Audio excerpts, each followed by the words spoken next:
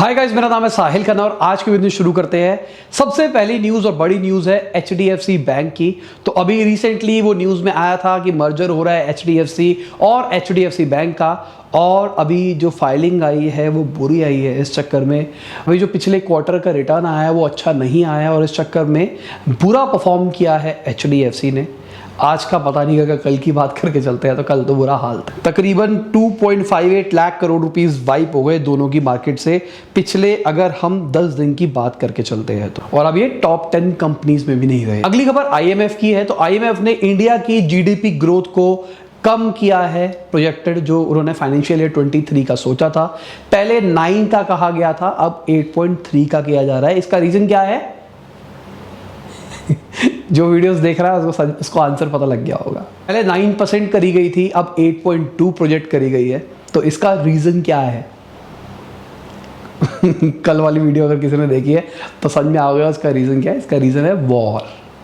यही लिख के आ रहा है कॉपियों में। अगली खबर, एक यूजर ने गूगल को बताया कि जो रशिया के मिलिट्री बेस है जो पहले ब्लर हुआ करते थे अब वो ओपनली दिखाई दे रहे हैं। क्या गूगल ने कुछ चेंजेस लाया है? गूगल की तरफ से आया, हमने कुछ चेंजेस नहीं लाया है, कोई ब्लर मैकेनिज्म में हमने कोई चेंजेस नहीं लाया है। तो मतलब मिलिट्री के पूरे बेसिस दिखाई दे रहे हैं। अब देखा जाए तो यार ये एक गलत चीज़ नहीं है। अभी जैसे गूगल की बात करके चलते हैं तो गूगल के पास में पूरी दुनिया का मैप है एक तरह से, जो कि प्राइवेट कंपनी है। तो प्राइवेट कंपनी पूरी दुनिया को ओन कर रही है एक तरह से। उसको पता लग रहा है कि कहाँ पे क्या हलचल हो रही है, कहाँ पे क्या हो रहा है, कहाँ पे क्या नहीं हो रहा है, जो कि गलत चीज़ है अगर देखा जाए तो। अगर आपको बचाना है तो आपको शील्ड करना पड़ेगा, उसके भी तगड़म निकाल रखे होंगे।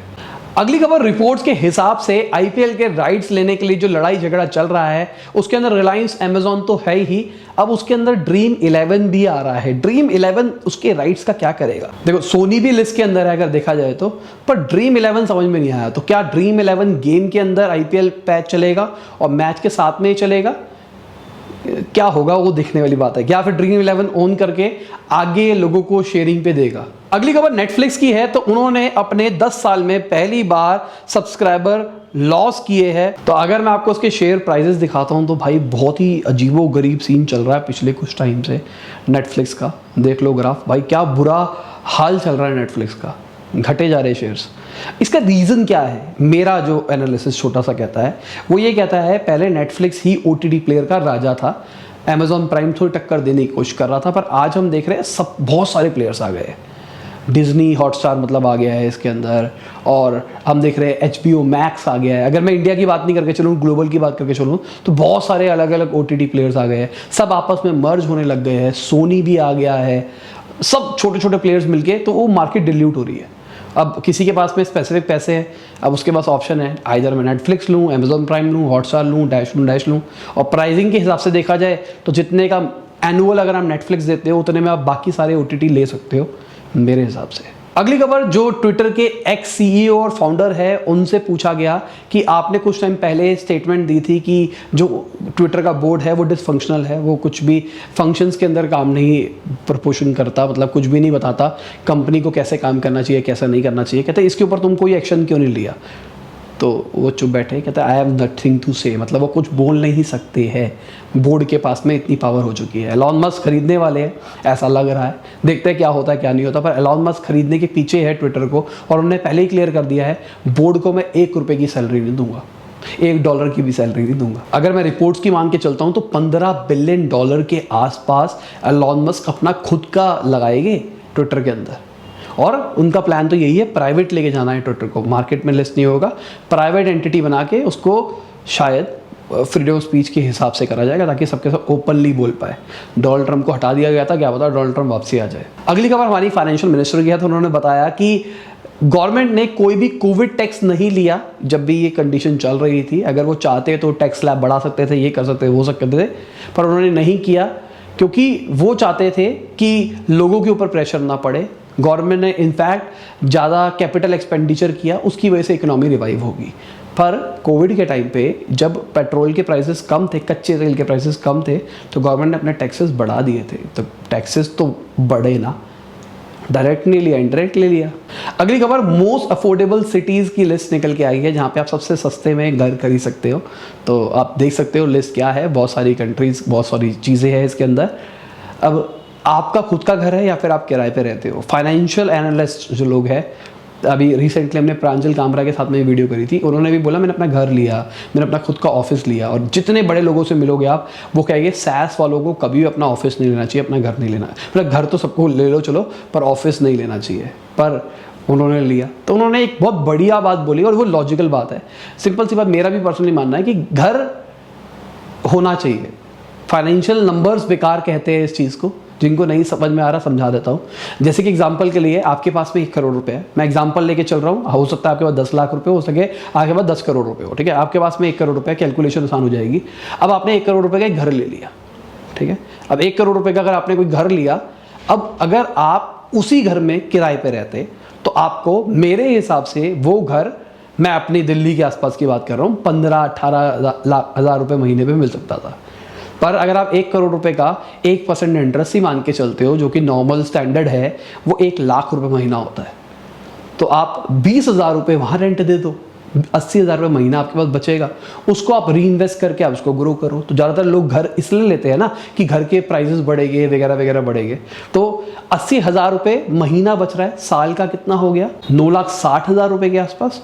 9,60,000 रुपये से आपका घर 1 साल में अप्रिशिएट करेगा या फिर नहीं करेगा, ठीक है। सीधी सी बात ये है। अभी तो आपने सिर्फ पैसा सेव किया है, मैं ये बात नहीं कर रहा। जो आपके पास पैसा बच रहा है, आप उसको भी री इन्वेस्ट करोगे तो वो पैसा और हो जाएगा।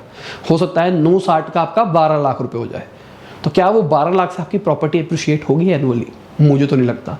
तो इसलिए फाइनेंशियल के हिसाब से ये कहा जाता है कि घर नहीं लेना चाहिए, किराए पे लेना चाहिए। पर कोविड आया, सबने देखा, बुरा हाल हुआ। आपके अभी तो इनकम है, फ्यूचर में नहीं पता इनकम रहे ना रहे। तो इसलिए एटलीस्ट एक घर होना चाहिए सबका। और मेरा भी ऐसा मानना है, एक घर अपना होना चाहिए, वो बैकअप हाउस होना चाहिए। और प्लस मुझे भी एक चीज़ लगती है, क्योंकि मेरी वाइफ ने मेरे को ये बात बोली थी कि अगर अपना घर होता है तो आप उसको तुड़वा के अपने हिसाब से रेनोवेट वगैरह कर सकते हो।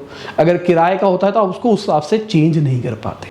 अगली खबर, पीएनजी के नए इंडिया के सीईओ अपॉइंट करे गए हैं विद्यानाथन जी। और सबसे मजे की बात पता है क्या है? उन्होंने एज अ इंटर्न ज्वाइन किया था कंपनी को और आज वो सीईओ बन गया। ये अपॉर्चुनिटी होती है कंपनीज के अंदर, आप छोटे लेवल से किस लेवल तक पहुंच सकते हो। और ऐसा हो रहा है, आपके पास लाइव एग्जांपल्स है। अगली खबर रिलायंस की है। तो उन्होंने 51% शेयर्स एक्वायर कर लिए हैं luxury fashion label Abu Jani Sandeep Khosla के। तो मैं क्या बोलता हूं, रिलायंस को सब कुछ चाहिए भाई, सब कुछ। दुनिया में जो चीज़ एग्जिस्ट करती है वो रिलायंस को चाहिए। अब इसका रीज़न वॉर नहीं है, ठीक है। अब अगर रिलायंस की बात कर रहे हैं तो फ्यूचर रिटेल की बात कर लेते हैं। अभी रिलायंस ने फ्यूचर रिटेल के बहुत सारे स्टोर्स एक्वायर कर लिए थे रिसेंटली। तो एसबीआई ने पूछा है कैसे आपका प्लान है उनको वापसी ओवरटेक करने का। भाई पैसे नहीं उन बेचारों के पास, कैसे ओवरटेक करेंगे क्या बेचारे। अगली खबर बहुत अच्छी खबर है ईवी इंडस्ट्री के लिए। मेरे हिसाब से गवर्नमेंट शायद नए टेस्टिंग नॉर्म्स लेके आ सकती है ईवी बैटरी और जो सेल्स लगते हैं उसके अंदर, उसके लिए बहुत अच्छी खबर है। क्योंकि अभी हमने देखा था आग वाग लग गई थी भाई, बैटरी फट रही थी। फिर ये निकल के आया कि भाई वो बैटरीज बाहर के स्टैंडर्ड के हिसाब से, इंडिया की जो सिचुएशन है वो एकदम अलग है। तो इंडिया के अंदर ये चीज़ें नहीं चल सकती। और बहुत सारे लोग मुझसे पूछते हैं भाई आपकी गाड़ी का रिव्यू कब आएगा। यार मैं ना थोड़ा सा, मेरे को दिक्कतें आ रही है गाड़ी के अंदर, सीधी सी बात। तो मैं थोड़ा और वो रिकॉर्ड करता रहता हूँ छोटे छोटे स्निपेट्स, ताकि मैं इकट्ठी वीडियो बना पाऊँ एक अच्छी सी। मतलब अगर मैं आपको फर्स्ट मंथ एनालिसिस देता तो मेरा बहुत ही पॉजिटिव होता। मैं थर्ड मंथ एनालिसिस देता तो रिलेटिवली वो नीचे होता। पर अभी मैं आपको एक पूरा पर्सपेक्टिव दे पाऊँगा, मैं इसलिए रुका हुआ हूँ, ठीक है ना। पहले अगर फर्स्ट मंथ होता तो अगर वो कंपनी स्पॉन्सर्ड होता, कुछ पैसे दे रहा था कंपनी, तो मैं बना देता भाई ये गाड़ी है वो गाड़ी है, ऐसा लिया मैंने ऐसा। पर अभी स्पॉन्सर्ड नहीं है तो मैं चाह रहा हूँ कि एकदम ऑनेस्टली जो मेरे को दिक्कतें आ रही है, जो भी प्रॉब्लम्स है, जो प्रोज है, जो कॉन्स है, वो सब शेयर करूँ, इसलिए टाइम लग रहा है। अगली खबर, बेंगलुरु महानगरा पालिका ने अनाउंस किया है कि प्रॉपर्टी टैक्स अगर आप 30 अप्रैल से पहले देते हो तो आपको 5% रिबेट मिल सकती है। तो जिसको करना है भाई जल्दी कर दो। बहुत सारे लोग प्रॉपर्टी टैक्स नहीं देते। अगर अपना घर लेते हो ना तो प्रॉपर्टी टैक्स भी देना पड़ता है, जो कैलकुलेशन में नहीं आता है।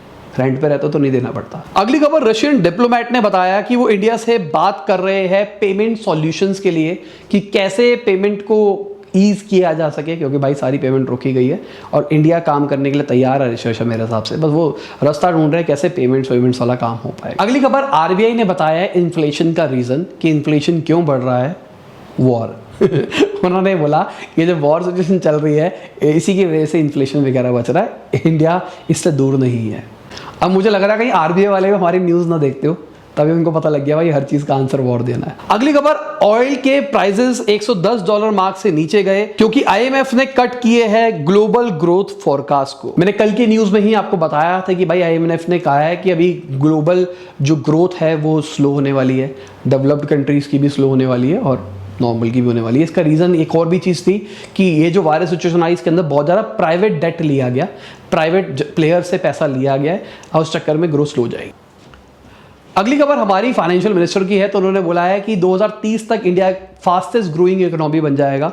2030 की बात चल रही है, पहले 25 की बात चलती थी क्योंकि हमने वॉर देख ली है ना वॉर भी ज़्यादा हो गया वॉर का, पर वॉर भी इसका एक रीज़न है, कोविड भी इसका एक रीज़न है। अगली खबर, रियल एस्टेट इंडस्ट्री बॉडी का कहना है कि जो रियल एस्टेट के प्राइजेस है वो 10 से 15% बढ़ सकते हैं इंडिया के अंदर। 10 से 15%। भाई नॉर्मल पोर्टफोलियो भी इतना रिटर्न देता है और वो कॉन्स्टेंट देता है। यहाँ पे हम बहुत बड़ी बात कर रहे हैं यहाँ पे कि भाई बढ़ सकते हैं। अगली खबर कॉइन डीसीएस की है, तो उनकी वैल्यूएशन हो गई है डबल $2.15 बिलियन तक और ये इंडिया की मोस्ट वैल्यूएबल क्रिप्टो कंपनी बन गई है। और इसी के साथ आज की वीडियो खत्म होती है। उम्मीद करता हूं आपको मजा होगा। लाइक कर देना, शेयर कर देना, कमेंट बताना वीडियो कैसी लगी। बाय, गुड नाइट, शब खुदा हाफिज, गुड मॉर्निंग, गुड आफ्टरनून जब भी आप वीडियो को देख रहे हैं।